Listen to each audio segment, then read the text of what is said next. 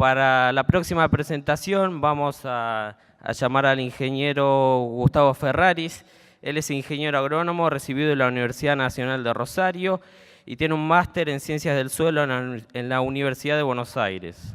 Trabaja en el grupo Manejo de Cultivo en INTA Pergamino y es docente invitado en varios cursos de grado y posgrado de diferentes universidades del país.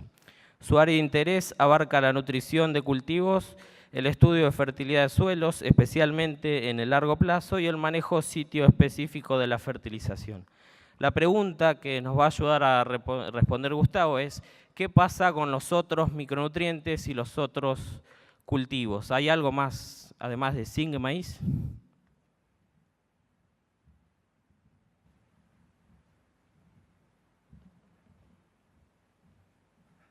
Buenos días. En primer lugar quiero agradecer a los organizadores. Para mí es una gran alegría que nuevamente me hayan convocado para participar de este simposio. Y cuando nosotros nos planteamos la posibilidad de tener carencias de algún elemento, como es el caso de los micronutrientes, a los ingenieros agrónomos nos gustan los triángulos, como el de epidemiología, pueden haber diversas causas que lo provoquen. La más común y la primera que miramos es de que haya una baja disponibilidad de ese elemento en el suelo.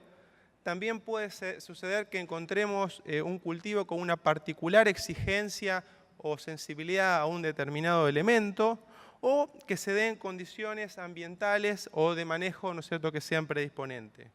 Cuando, por ejemplo, nos enfocamos en el caso del zinc, como mencionaba recién Pablo, se dan las tres condiciones.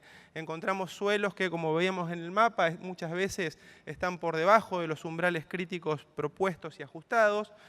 Nos encontramos como cultivos, sobre todo las gramíneas de estación fría, como el trigo o el maíz temprano, que muestran, digamos, una gran exigencia dentro de lo que son los micronutrientes, y también condiciones como podrían ser, por ejemplo, que la fertilización fosforada, que muchas veces causa cierto antagonismo de absorción o disminuye la población de microorganismos solubilizadores de fósforo, que a su vez también ayudan en la solubilización de estos elementos. De modo que no es casual, digamos, ¿no es cierto?, que estas carencias estén difundidas y sean de las primeras que se hayan presentado en el término de los micronutrientes.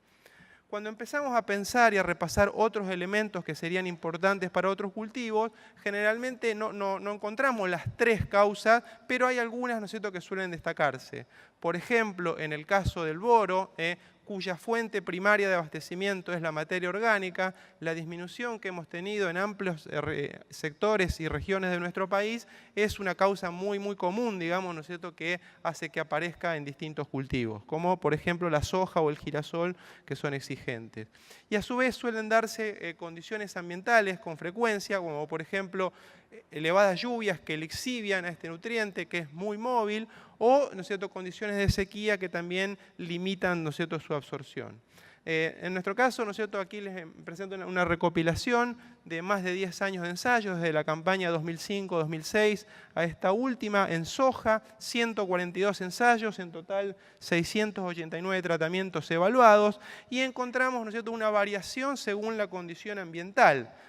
Cuando nos encontramos con años secos del tipo Niña, digamos, encontramos un 53% de sitios con respuestas significativas, con predominio en la magnitud de respuesta en aplicaciones tempranas, en estados vegetativos, particularmente entre 4 y 7 hojas. Mientras que en los años húmedos han aumentado un poco a la par de un poco este devenir de la materia orgánica, pero la frecuencia baja a un 34% de sitios con un rango de respuesta del 4,5% en estados reproductivos a el 6% en estados vegetativos. Esto sería para los micronutrientes en general.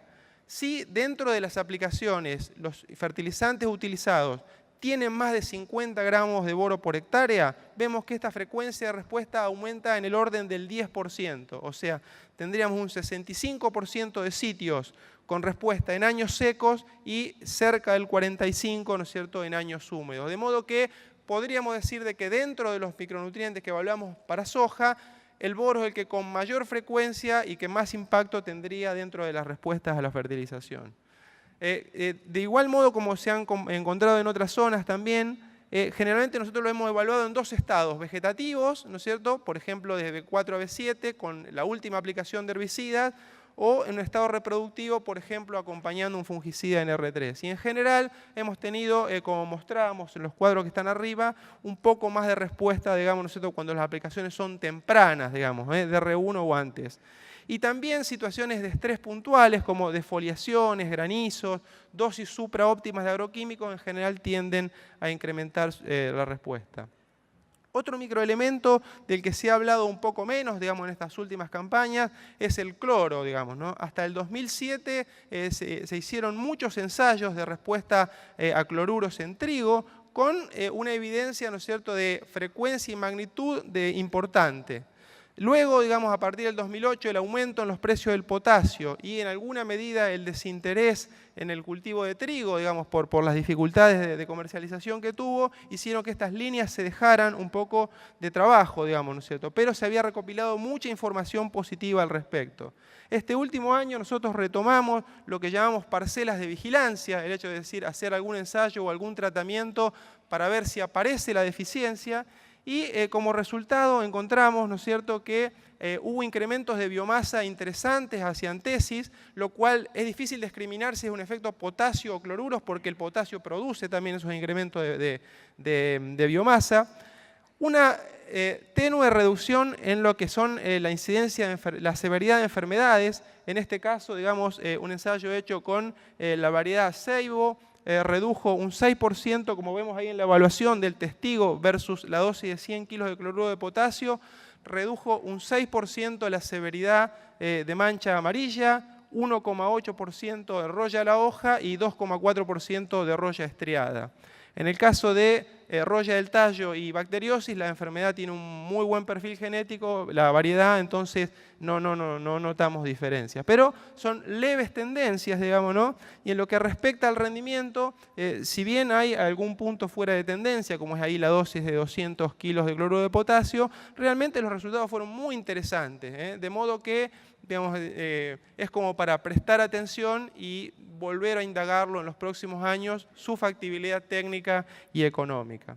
Por último, vamos a mencionar un ejemplo de, digamos, la otra condición predisponente, ¿no es cierto?, que sería que encontremos un ambiente, ¿no es cierto?, que nos induce a que un elemento que posiblemente en buena disponibilidad en los suelos se nos vuelva carente para algún cultivo. Y este es el caso del manganeso, del cual hay numerosas citas de la literatura internacional y nacional que muestran que podría tener un antagonismo respecto de los herbicidas.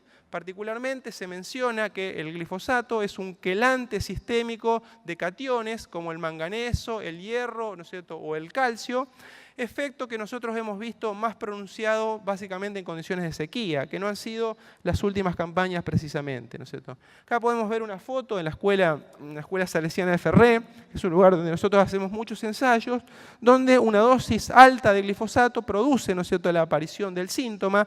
Si lo miramos desde los rendimientos, en este experimento teníamos un testigo enmalezado, un control con desmalezado manual, cosa que no estuviera afectado por el herbicida. En la tercera columna, una dosis normal que no produjo síntoma ni depresión del rendimiento. Sobre esa dosis hay un pequeño incremento no significativo, ¿no es cierto?, por el agregado de manganeso, y cuando pasamos al doble de dosis tenemos una restricción de rendimiento, ¿no?, que, digamos, en alguna medida nos está poniendo en tela de juicio, ¿no es cierto?, si este elemento, ¿no es cierto?, nos podría llegar a estar limitando la producción. Por último, podemos decir que el gran desafío que tenemos con estas tecnologías como el uso de micronutrientes es integrarla a las prácticas de manejos habituales de modo de potenciar sus efectos. Y para eso, ¿no es cierto?, les voy a mostrar un experimento que venimos haciendo desde hace 5 campañas. Les voy a mostrar los resultados de la última campaña, donde nosotros, buscando esa interacción entre nutrición y manejo, combinamos 5 grupos de maduración, los más habituales, digamos, de siembra en nuestra región, desde el 3 corto hasta el 5 corto, los cuales los combinamos con 4 tratamientos de fertilización. Un control, uso de fósforo, fósforo más azufre y fósforo, azufre, zinc y micronutrientes. En 2 fechas de siembra, una temprana de noviembre y una más tardía en diciembre, completando un factorial de 40 tratamientos. En este caso, digamos, la respuesta media que tuvimos, promedio de todas las variedades, de todos los grupos y las dos fechas de siembra, tuvimos una respuesta media de 147 kilos por hectárea. Pero cuando la discriminamos por fecha de siembra, en la fecha temprana duplicamos la respuesta, mientras que la misma se agotó, ¿no es cierto?, en la fecha de siembra de diciembre. De modo que optimizando el manejo, eligiendo la mejor fecha de siembra, nosotros aumentábamos las posibilidades y la expresión de ese efecto. De igual modo, como el promedio en todos los grupos eran esos 147 kilos por hectárea, pero cuando nos enfocábamos en el grupo de mayor rendimiento, que es el que más nos rindió en los 5 años, que es el grupo 4 corto, la expresión de respuesta aumentaba a 710 kilos por hectárea.